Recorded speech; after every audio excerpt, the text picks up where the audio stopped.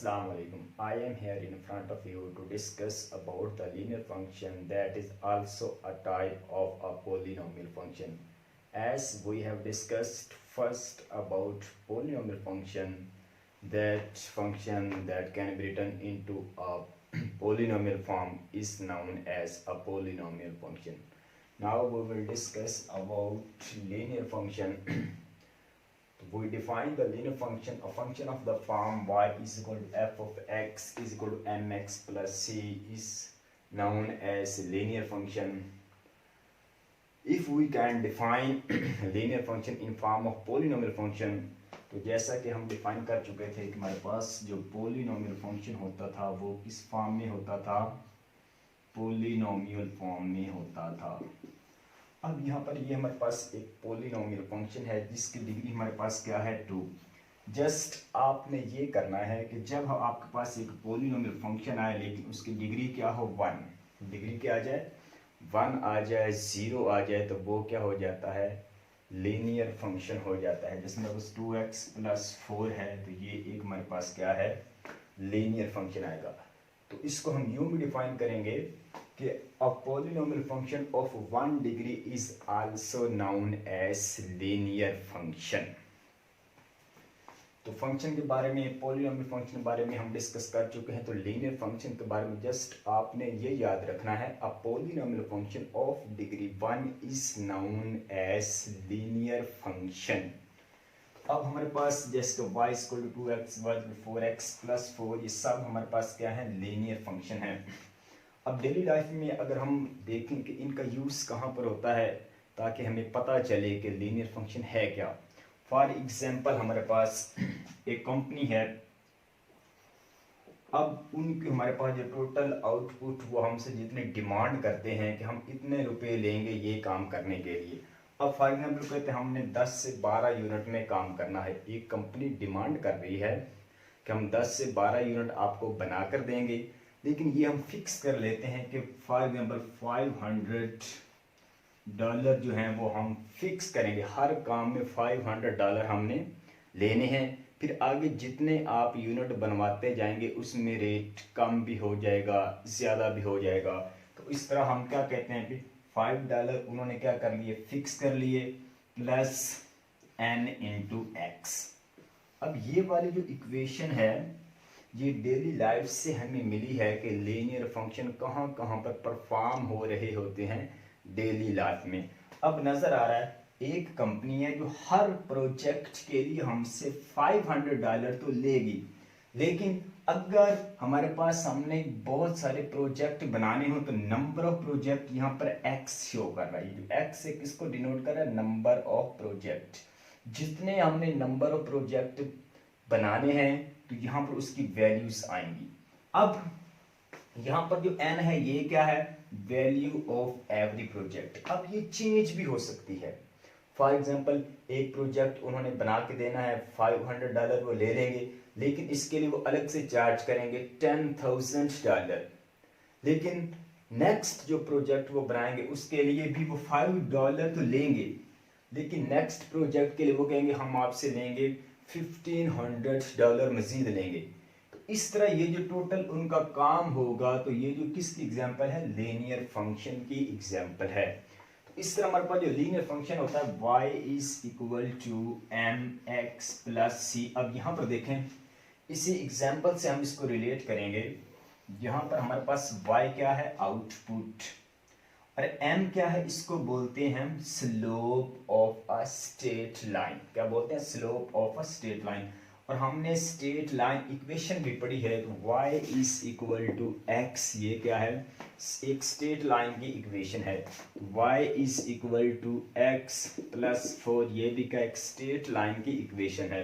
तो यहाँ नजर आ y = mx + c, ये एक स्ट्रेट लाइन की इक्वेशन है। अब यहाँ पर m हमारे पास क्या है, slope of a straight line.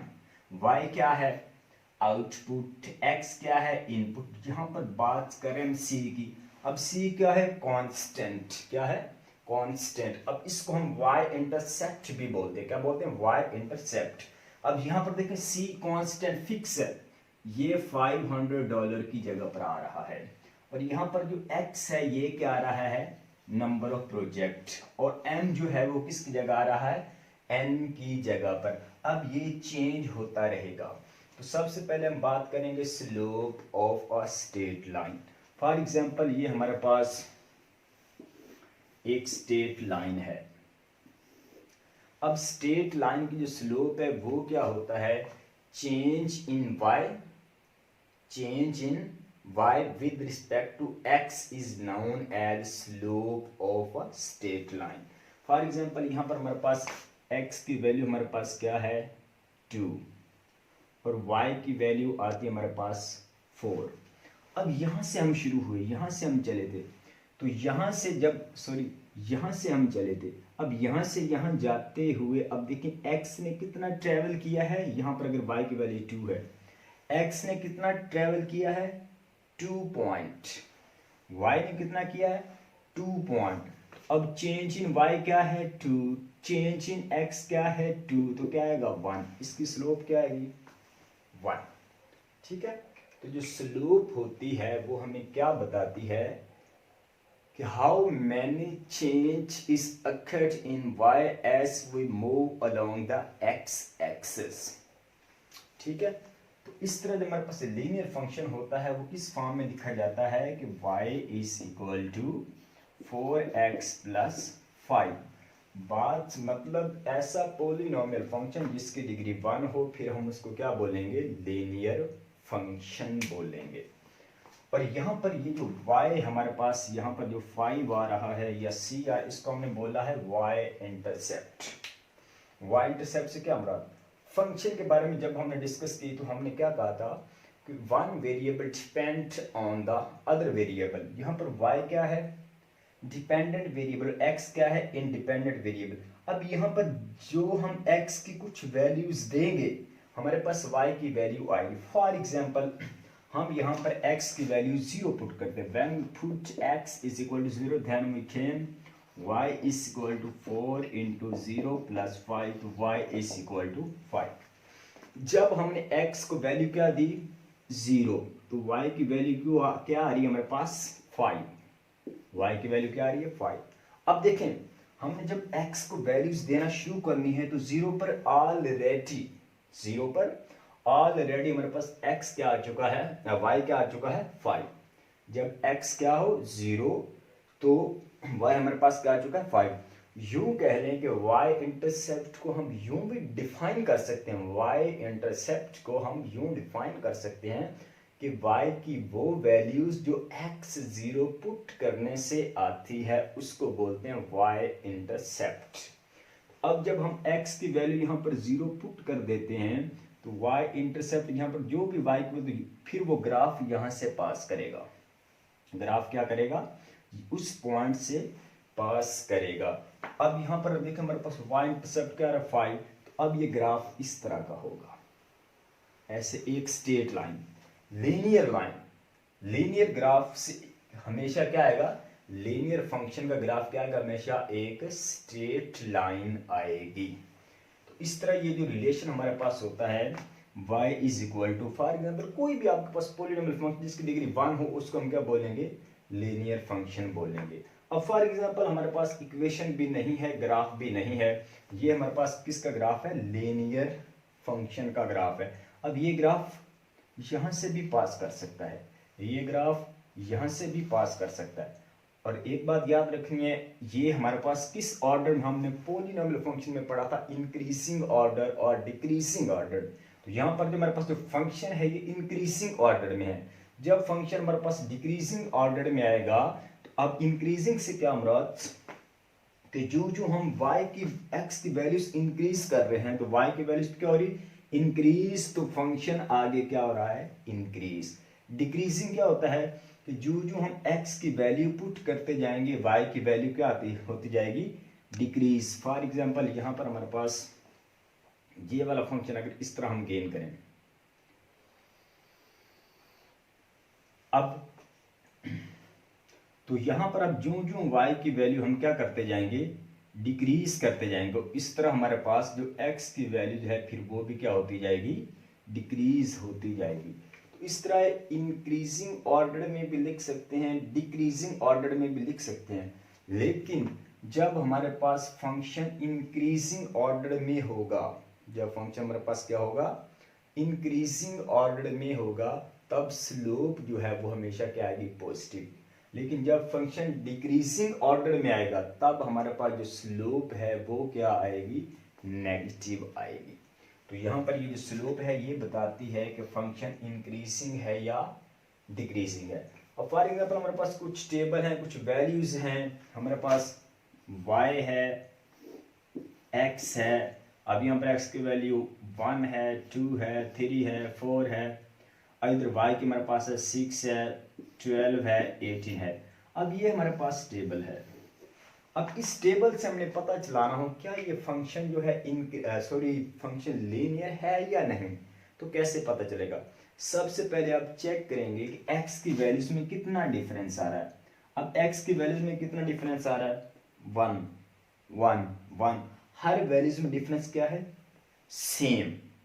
x की हर वैल्यूज में डिफरेंस क्या है, सेम। फिर इधर y की वैल्यू डिफरेंस चेक करेंगे, इसमें क्या आ रहा है 6, इसमें क्या आ रहा है 6, तो y की वैल्यूज में भी डिफरेंस क्या आ रहा है, सेम। अगर इनपुट वैल्यूज का डिफरेंस सेम हो और आउटपुट वैल्यूज का डिफरेंस भी सेम हो, तो फिर ये वाली जो वैल्यूज होती हैं किसकी होती हैं, लीनियर फंक्शन की होती हैं। एक आदम एग्जांपल करेंगे। फॉर एग्जांपल हमारे पास फंक्शन है y is equal to 2x plus 9। अब यहाँ पर हम y की x की वैल्यू अगर हम 0 पुट करें तो y हमारे पास क्या आ जाएगा, 9। और अगर हम यहाँ पर x की वैल्यू 1 पुट करें तो y हमारे पास क्या आ जाएगा, 9 11। और अगर हम x की वैल्यू यहाँ पर 2 पुट करें तो हमारे पास y क्या आ जाएगा, 4 4 9 13। अब ये हमारे पास तीन वैल्यूज किसकी आ गई हैं, डिपेंडेंट वेरिएबल की, और ये तीन किसकी आ गई हैं, इंडिपेंडेंट वेरिएबल की। अब यहाँ पर देखें हमारे पास ये जो इनमें चेंज आ रही है, इनपुट वेरिएबल्स की वैल्यूज में जो चेंज आ रही है 0 1 2 सेम है। अब चेक करें क्या इसमें भी सेम आ रही है, कितनी है 9 11, इसमें डिफरेंस कितना है 2 का, उसमें कितना है 1 का, इसमें भी डिफरेंस सेम है, इसमें भी डिफरेंस सेम है। अब अगर यहाँ पर आप इसका ग्राफ ड्रा करें, मतलब हमारे पास x क्या है 0 और y क्या है 9, x 0 और y 9, यहाँ पर वैल्यूज आएगी। फिर हमारे पास x2 है y 11, x2 y 11 यहाँ पर वैल्यूज आएगी। फिर x1 और y 11, फिर x2 और y 13 यहाँ पर वैल्यूज आएगी। तो ये हमारे पास एक स्ट्रेट लाइन ही ग्राफ हमें मिलेगा, और यहाँ से पता चल जाएगा ये ग्राफ क्या है, ये ग्राफ क्या है, लीनियर ग्राफ है और लीनियर फंक्शन का ग्राफ है। ओके, नेक्स्ट हमारे पास है आइडेंटिटी फंक्शन। आइडेंटिटी फंक्शन भी पॉलिनोमियल फंक्शन की ही फॉर्म है, बल्कि आइडेंटिटी फंक्शन भी लीनियर फंक्शन की फॉर्म है। लीनियर फंक्शन पॉलिनोमियल फंक्शन की फॉर्म है, और जो हमारे पास आइडेंटिटी फंक्शन है ये लीनियर। अभी ये कौन सा लीनियर फंक्शन है, यहाँ पर हमने बात की लीनियर फंक्शन के लिए हमेशा ग्राफ स्ट्रेट लाइन आएगा। अब शर्त नहीं है, कोई कंडीशन नहीं है कि वो स्ट्रेट लाइन कहाँ से पास करेगी, वो ओरिजिन से भी पास करेगी, एक्स एक्सिस से भी पास करेगी, नेगेटिव वैल्यूज एक्स एक्सिस पर भी पास करेगी, कहीं से भी पास करेगी। लेकिन जब हम बात करेंगे आइडेंटिटी फंक्शन, अब आइडेंटिटी फंक्शन को डिफाइन करने के लिए हम यूं कहेंगे कि ऐसा फंक्शन जिसके लिए हम इनपुट जो भी दें वही हमें आउटपुट मिले, जितनी हम इनपुट दें उतनी ही हमें आउटपुट मिले, ऐसा फंक्शन हमारे पास क्या होगा, लीनियर फंक्शन। तो आइडेंटिटी फंक्शन है ये भी linear function. For example y is equal to x, इसको हम क्या बोलेंगे, लीनियर फंक्शन बोलेंगे। मतलब जैसे हमने ये डिफाइन किया था कि y is equal to mx plus c, और अगर यहाँ पर हमारे पास जो स्लोप ऑफ स्ट्रेट लाइन वो 1 हो जाए और y इंटरसेप्ट 0 हो जाए, तो तब हमारे पास ये आ जाएगी y is equal to x। तो फिर यही लीनियर फंक्शन क्या बन जाएगा, आइडेंटिटी फंक्शन बन जाएगा। हमारे पास क्या बन जाएगा, आइडेंटिटी फंक्शन बन जाएगा। अब इसकी डेली लाइफ में क्या एग्जांपल हम दे सकते हैं। फॉर एग्जांपल हम ये आटा पिसवाने के लिए जाते हैं तो चक्की में मन आटा डालते हैं, सॉरी, चक्की में मन दाने डालते हैं तो आटा भी हमें एक मन ही मिलता है। तो ये बेस्ट एग्जांपल है, मेरा ख्याल के बेस्ट एग्जांपल है, मे भी और भी हूँ कि ये आइडेंटिटी फंक्शन की बेस्ट एग्जांपल है। यहाँ पर आप ये देखें कि अगर हमारे पास यहाँ पर जितनी हम x की वैल्यू 1 दें, y की 1 है, x की 2 दें, y की 2 आए, x की -1 दे तो y की भी क्या है, -1 आए। तो इस तरह हमारे पास जो ग्राफ हासिल होगा, ये वाला जो ग्राफ होगा, जो हमेशा स्ट्रेट लाइन होगा और ओरिजिन से पास करेगा, उसको हम क्या बोलेंगे, the graph of a identity function. बल्कि हम इसको यूं भी कह सकते हैं कि ये जो ग्राफ ऑफ आइडेंटिटी फंक्शन होता है, ये क्या होता है, ऑपोजिट क्वाड्रेंट के क्या होता है, सिमेट्रिक होता है। As you know about symmetric. तो यहाँ पर देखें हमारे पास ये वाला जो ग्राफ है आइडेंटिटी फंक्शन का, ये क्या कर रहा है, 45 डिग्री इधर से बना रहा है, 45 डिग्री इधर से बना रहा है। तो ये क्या है, ओरिजिन के अबाउट भी सिमेट्रिक है और फर्स्ट क्वाड्रेंट और थर्ड क्वाड्रेंट के अबाउट भी क्या है, सिमेट्रिक फंक्शन है। तो यहाँ पर हम क्या कहेंगे कि ऐसा function, for example I of x is equal to x, जैसे हम बोलते हैं ना f of x is equal to y, f of x is equal to y, और यहाँ पर f ऑफ x फिर वही x ही आ जाए, तो तब ऐसे फंक्शन को हम क्या बोल देंगे, आइडेंटिटी फंक्शन। और ये इसका हमारे पास क्या होता है, ग्राफ ऑफ आइडेंटिटी फंक्शन है। ओके।